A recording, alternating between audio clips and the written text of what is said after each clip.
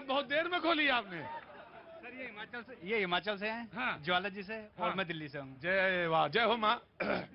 आप दिल्ली से हैं? तो ये इश्क जो है कैसे परवान चढ़ा? दिल्ली यूनिवर्सिटी सर, एक साथ 10th क्लास से एक साथ थे। 10वीं से एक साथ थे। बेटा एक बात बताएं, तुम्हें जो सबक जिंदगी का मिला है, जो घर से सबक मिला है, बहुत कम लोगों को मिलता है। और नहीं, ये हंसने की बात नहीं बेटा। और जो प्रेम है वो अगर जीवन में समझ में आ गया बेटा, तो जिंदगी के सारे राज समझ में आ जाते हैं, सारे राज समझ में आ जाते हैं। यही सबसे मुश्किल चीज है कि प्रेम को कैसे पकड़ा जाए। तो मोहब्बत कहीं तो आदमी हूं, मोहब्बत ही बांटता हूं मैं। अब ये ना कहना कि मैं कह देता हूं आई लव यू, तो मैं कहता हूं, सबसे कहता हूं, सबसे मोहब्बत करता हूं। जी रुकिए, आ रहा हूं सर, आ रहा हूं। नेताजी भी दिख गए मुझे, आ गया हूं, मैं आ रहा हूं। लेकिन बात ये थी, मणिशंकर जी ने कहा कि देश जो है टुकड़े टुकड़े है। शैलेंद्र जी कुछ कह रहे थे, एक मिनट जोड़ लें, उसके बाद मैं आता हूं। जी देखिए प्रतीक जी, कांग्रेस के साथी ने कहा कि गांधी जी को नहीं मानते, तो मैं इनकी याददाश्त थोड़ा दुरुस्त कर दूं। गांधी जी ने कहा था कि कांग्रेस को भंग करने की आवश्यकता है, तो क्या उस दिशा में कदम बढ़ाएंगे? पहला। दूसरा, ये डर की बात कर रहे हैं, तो किस तरह का डर?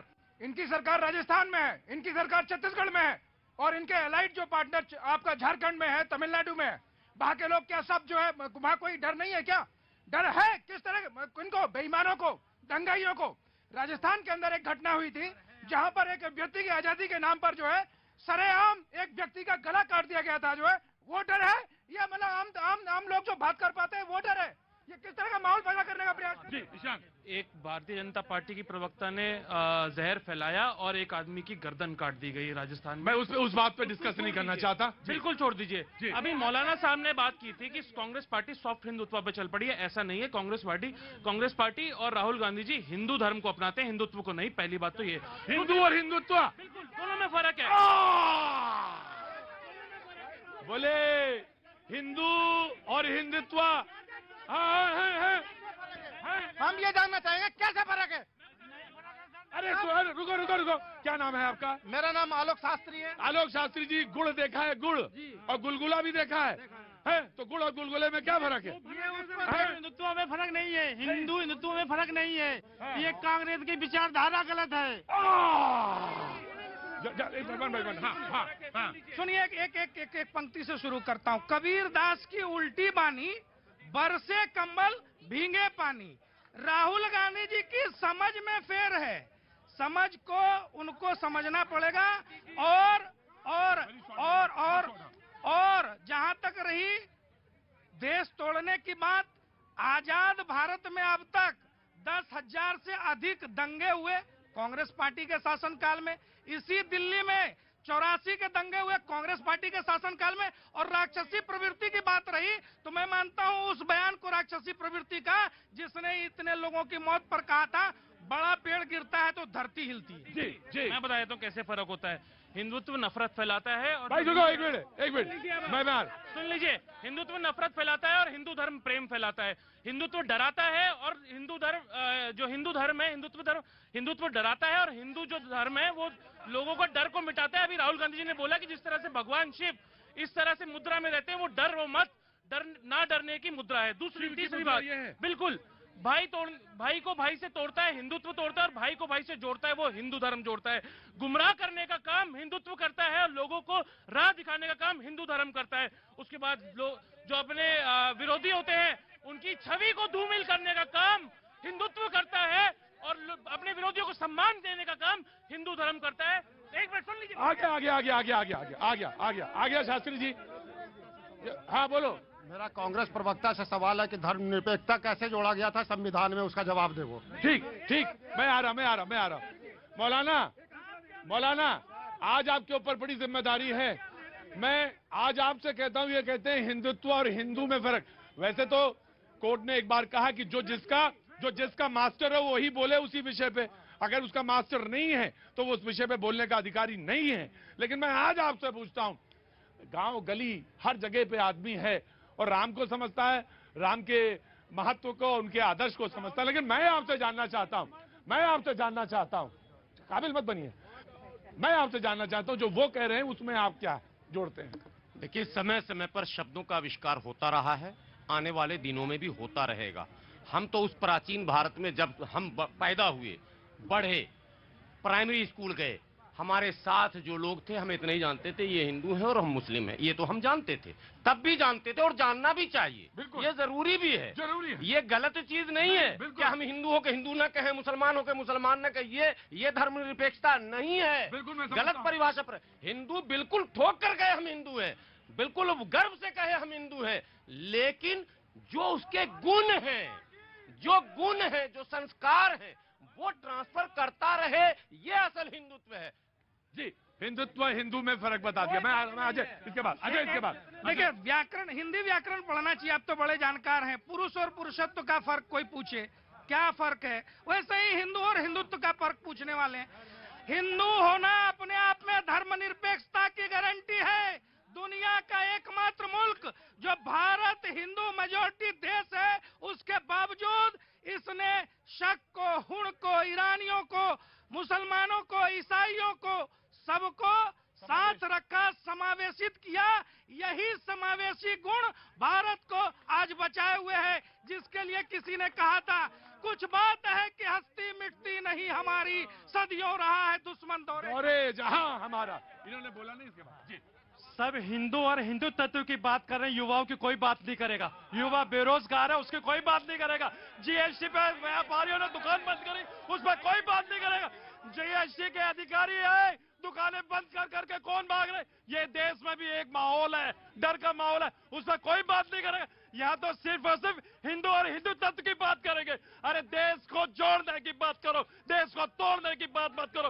राहुल के अंदर आपको सद्दाम नजर आता है, राहुल को आप सद्दाम की नजर से देखते हैं। अगर देखना है तो पूरे भारत को हिंदुस्तान की नजर से देखें, भारत को हिंदुस्तान की नजर से क्यों नहीं देखते? आप हमेशा नफरत का माहौल पैदा करते हैं। कौन जो हिंदू और हिंदू तत्व का खेल खेल रहे हैं, ये जो हिंदू और हिंदुत्व का खेल खेल रहे हैं। कहाँ से आना हुआ साहब? मैं बलिया से आया हूँ। बलिया, बागी बलिया ना कहा करिए, मुझे अच्छा नहीं लगता। बलिया कहा करिए। चंद्रशेखर जी, बागी बलिया क्या है? ना बागी बलिया नहीं, बलिया इतना सुंदर जगह है, आप लोग बागी बलिया कहते हैं, मुझे अच्छा नहीं लगता। बोलिए। मैं पूछना ये चाहता हूँ कि राहुल गांधी कब तक युवा रहेंगे?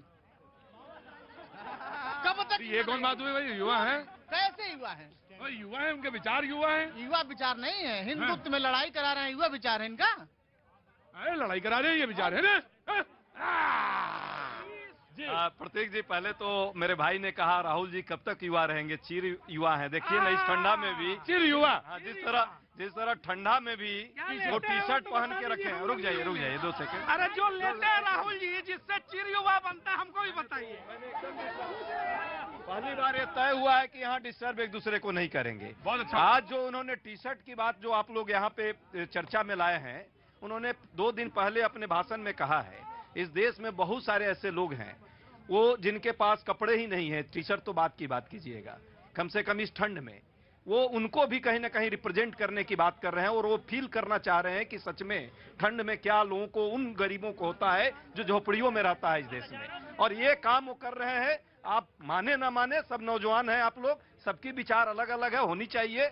लेकिन भारत को जिस तरह कन्याकुमारी से कश्मीर तक आने के क्रम में उन्होंने अलग अलग धर्म, अलग अलग समुदाय और जातियों को एक साथ बैठाने का काम, उन्होंने टी शर्ट, उन्होंने नहीं, ये बात क्लियर होनी चाहिए कि अगर उनके विचार ये हैं कि देश में लोगों के पास पहनने के लिए कपड़े नहीं हैं, लोग भूखे प्यासे हैं, तो पहनने के लिए कपड़े नहीं, इसलिए मैं टी शर्ट पहन रहा हूं, तो ये बात सबके सामने क्लियर आनी चाहिए। उन्होंने भाषण में कहा कि भैया जब हमसे आप पूछते हैं टी शर्ट, तो ये तो गांधी के बाद अब हो रहा है। राहुल जी से जब आप जैसे मीडिया कर्मी पूछे या देश के लोग पूछते हैं कि राहुल जी आप टी शर्ट क्यों अभी इस ठंडा में पहने हैं, उन्होंने जवाब दिया जब तक चल रहा है तब तक चला रहा हूं। आज वो भी, और ये भी उन्होंने कहा कि ये झोपड़ियों में आप नहीं पूछने जाते जिनके पास नहीं है कपड़े इस देश में। प्रतीक जी, अगर ये साबित करना है तो निश्चित रूप से उनको आने वाले लंबे समय तक के लिए छोड़ देना चाहिए, गांधी जी की तरह, जब तक उनकी ये मांग पूरी ना हो जाए। तुम और फंसा दो उनको। और यदि वो चिर युवा वाली बात मेरे भाई ने कही, तो मैं जानना चाहता हूँ, देश का हर युवा जानना चाहेगा कि ऐसी कौन सी जड़ी बूटी वो लेते हैं जो चिर यौवन प्राप्त हुआ, देश को बताएं। ये 28 किलोमीटर सिर्फ 2 दिन चले, 5 दिन चले, 10वें दिन के बाद इनको समझ में आ जाएगा कि एनर्जी कहां से आती है। जब देश के गरीब गुरबा के साथ अधिकारों के लिए लड़ते हैं, जब नागरिक अधिकार को आप बढ़ाने का काम करते हैं, जब देश से नफरत और हिंसा को मिटाकर प्रेम की दुकान आप खोलना चाहते हैं, मोहब्बत की दुकान, तो आपके अंदर एनर्जी युवा की रहती है। एज से युवा और बुढ़ा कोई नहीं होता। सर, प्रतीक जी, मैं 4 पीढ़ियों की विरासत लेकर नहीं आया, पैदल चला हूँ, पैदल चलने का आज भी अभ्यास रखता हूँ। एक शिक्षक का, एक किसान का पुत्र हूँ, देश के गरीब तबके से आता हूँ। मैंने 4 पीढ़ियों का विरासत लेकर राजनीति में प्रवेश नहीं किया, परिवारवाद और भ्रष्टाचार और वंशवाद से लड़कर यहाँ तक पहुँचे हैं। अगर राहुल जी चाहते नहीं, जिस विरासत की बात कर रहे हैं, तो पहले भी प्रधानमंत्री बन जाते या मंत्रालय ले लेते, कोई उन्होंने ऐसा नहीं किया कभी भी। लेकिन हम आपको भी निमंत्रण देते हैं कि आप आइए हमारे साथ, भारत जोड़ी चल के दिखाइए 25 किलोमीटर, आप बिल्कुल जोड़िए हमारे साथ। अभी आंकड़ों की बात करिए हमारे। जी जी सर, मैं कह रहा हूँ धर्म के नाम पर लड़ना छोड़ दीजिए, हमें सबको मिलके साथ चलना है। जैसे गुरु गोविंद सिंह ने कहा है, मानस की जात सब एक पहचान दो, अवरे अल्लाह नूर उपाया कुदरत के सब बंदे, एक नूर पे सब जग उपजे, कौन पड़े कौन बंदे। हमें ये हिंदू मुस्लिम सिख ईसाई इस पे छोड़ देना चाहिए। हमें शिक्षा के ऊपर ध्यान देना है, स्वास्थ्य के ऊपर काम देना है और देश को आगे बढ़ाना है। राइट रुकिए। भैया जी ये कह रहे हैं कि वो 28 किलोमीटर चले हैं। हमारे सनातनी धर्म में देवघर जहाँ भी हम जल चढ़ाते हैं, 1 महीने में सावन में 10 लाख लोग जल चढ़ाते हैं, 110 किलोमीटर नंगे पांव हम कंटिन्यू जा रहे हैं 14 साल से। वो 28 किलोमीटर की बात कर रहे हैं, हम 110 किलोमीटर जाते हैं, 14 साल से जा रहे हैं। वो तमिलनाडु से कश्मीर श्रीनगर तक जाएंगे। जाएंगे। अरे तो जाओ, कौन रोके है, जाओ। लो। सनातन धर्म की बात कर रहे थे हमारे भाई, बहुत अच्छा लगा। वही तो सनातन परंपरा को निभा रहे हैं। जी 1 मिनट। नो जी बोलिए, जल्दी बोलिए। सर, अगर राहुल जी की टी शर्ट और मोदी जी के कोट के अलावा भी अगर कोई बात करनी है तो वो देश को बढ़ाने वाली बात है। हम इस चीजों में ना पड़े कि उसने टी शर्ट पहनी, उसने कोट पहना, कितना कोट महंगा, कितनी टी शर्ट महंगी। देश में और बहुत सारी प्रॉब्लम्स हैं। शिक्षा सबसे बड़ी बात है। जब देश शिक्षित होगा तो अपने आप सारी प्रॉब्लम्स दूर हो जाएंगी। बहुत अच्छी बात। और मैं इसी नोट पे, आज इससे अच्छी बात कोई नहीं हो सकती। कहाँ से आई हैं आप, क्या नाम है? हाँ, पिया। बहुत बहुत शुभकामनाएं, थैंक यू सो मच। आज अभी बस सिर्फ